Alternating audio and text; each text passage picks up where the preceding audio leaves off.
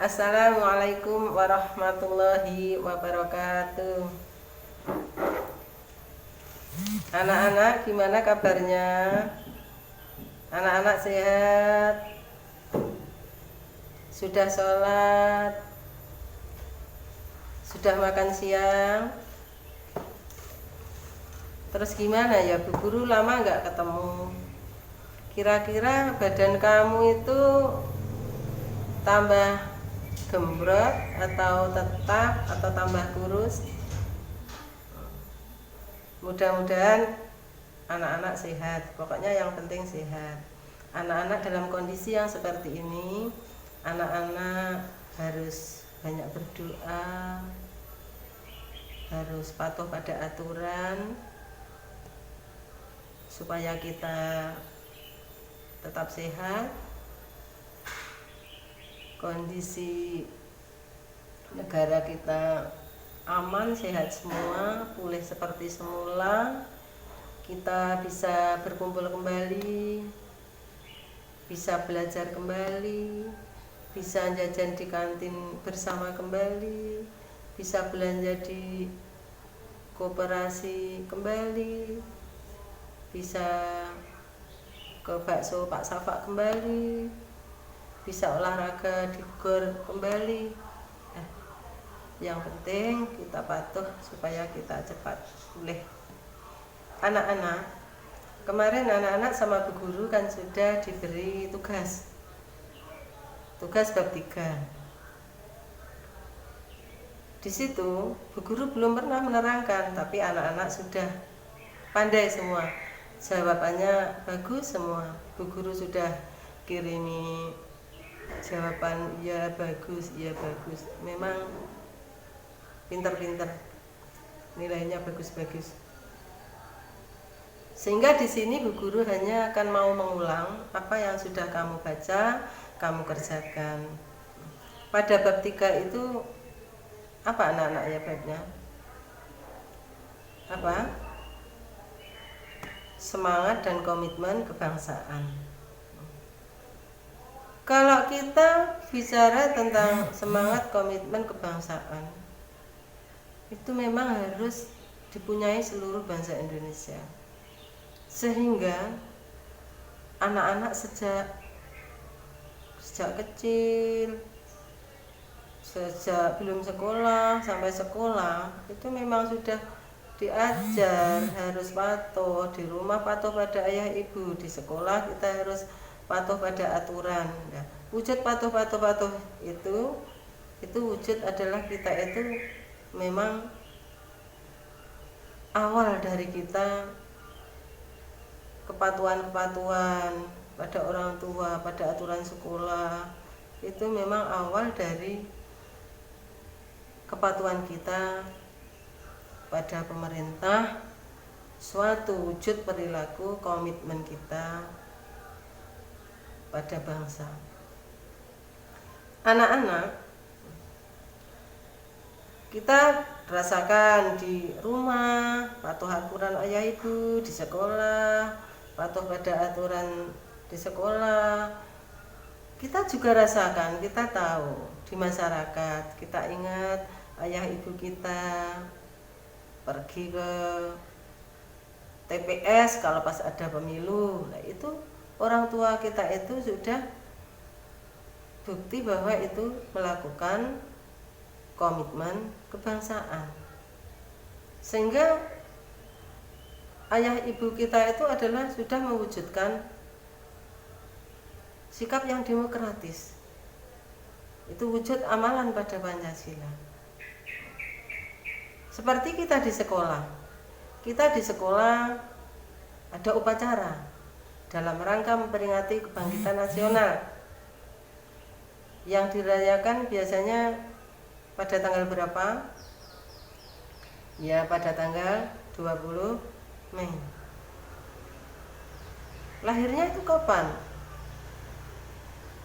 20 Mei 1908. Apa itu yang melatar belakangi? Kok lahir yang namanya Hari Kebangkitan Nasional? Lahirnya itu Itu karena dilatar belakangi apa? Anak-anak pintar semua. Kemarin pada bab 1 sama Bu Guru sudah disuruh setor. Bab 1, bab 2 setor, ayo setoran ke depan. Kamu hafalkan apa yang melatar belakangi adanya kebangkitan nasional. Nanti akan memunculkan organisasi apa itu nanti. Yang organisasi yang didirikan oleh kebangkitan nasional itu. Anak-anak sudah pintar semua. Sudah hafal semua, satu kelas sudah setor semua. Di sini Bu Guru hanya mau mengulang. Nah, kebangkitan nasional yang kamu rayakan itu adalah wujud komitmen kamu pada pemerintah. Kebangkitan nasional yang dimunculkan oleh para pelajar itu karena para pelajar itu ingin bagaimana Indonesia itu merdeka.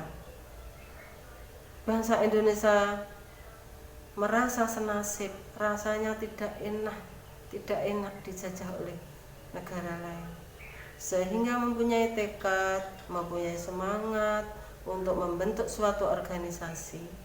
Yang organisasi itu adalah akan arahnya nanti akan membuat Indonesia itu merdeka. Sehingga para tokoh pendiri negara itu akan mewujudkan suatu kemerdekaan itu diawali dengan perjuangan yang keras,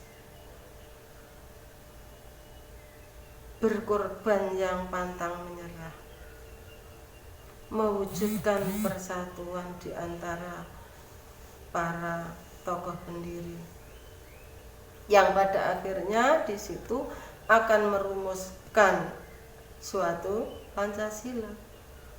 Pancasila yang diwujudkan oleh para pendiri negara itu adalah bukti bahwa para pendiri negara itu sudah bersemangat, berkomitmen terhadap bangsa. Sehingga lahirlah suatu rumusan yang namanya Pancasila. Akhirnya Pancasila itu dijadikan sebagai dasar negara, dasar berdirinya negara.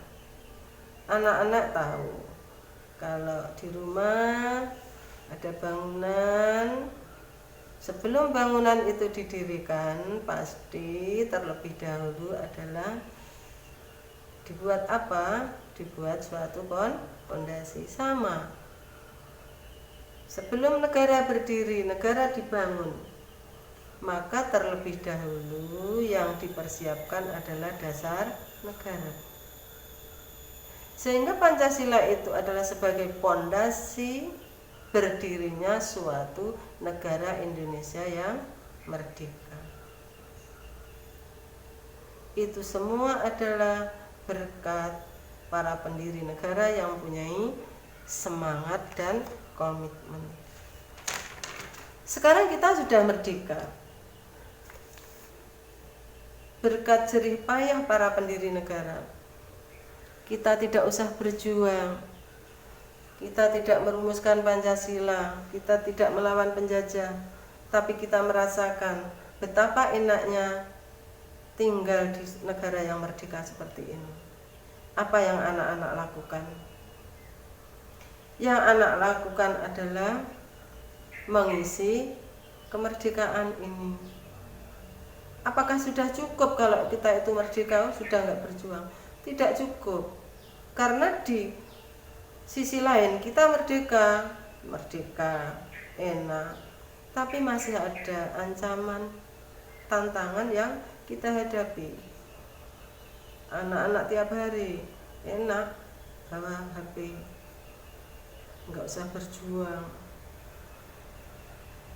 nggak kesana-sana sudah ada HP, nggak udah bekerja sudah ada makanan yang enak. Mau sembarang kita itu keturutan, tapi masih ada ancaman. Contoh,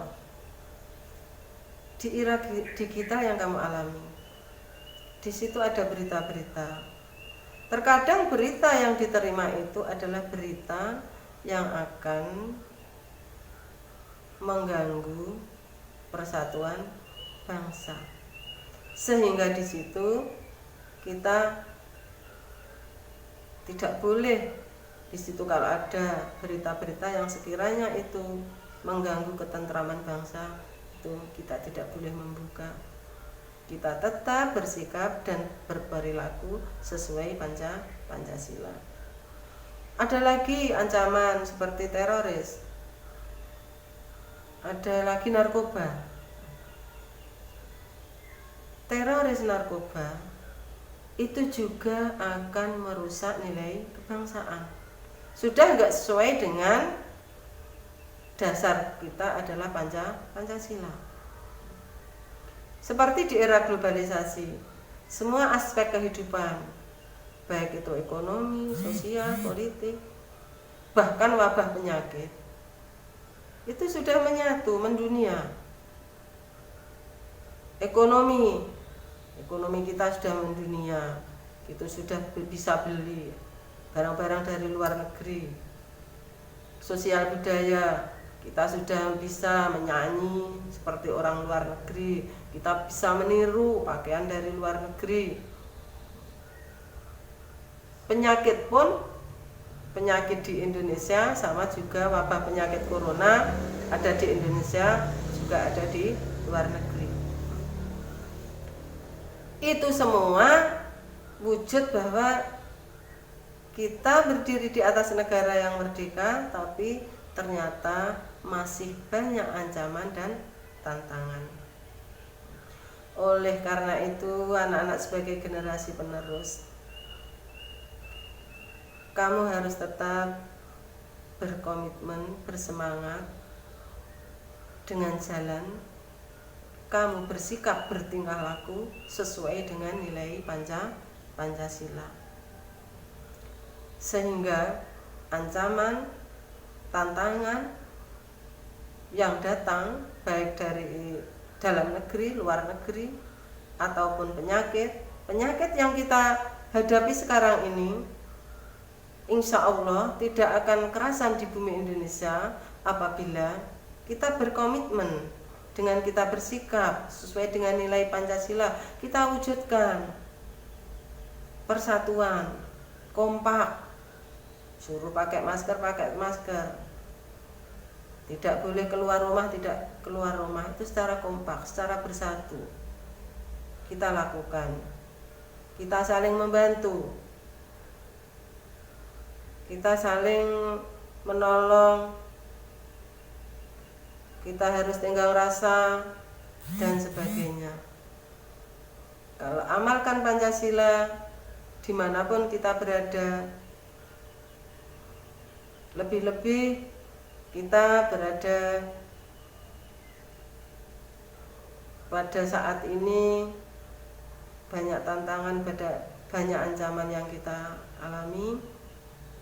Kita harus tetap berkomitmen, bersemangat dengan kita selalu mengamalkan Pancasila. Insya Allah corona pun tidak akan betah kerasan di Indonesia. Semua akan menghilang. Kita cepat bisa berkumpul kembali, bisa bersenda gurau kembali bersama Bapak Guru, Ibu Guru, bersama teman-teman.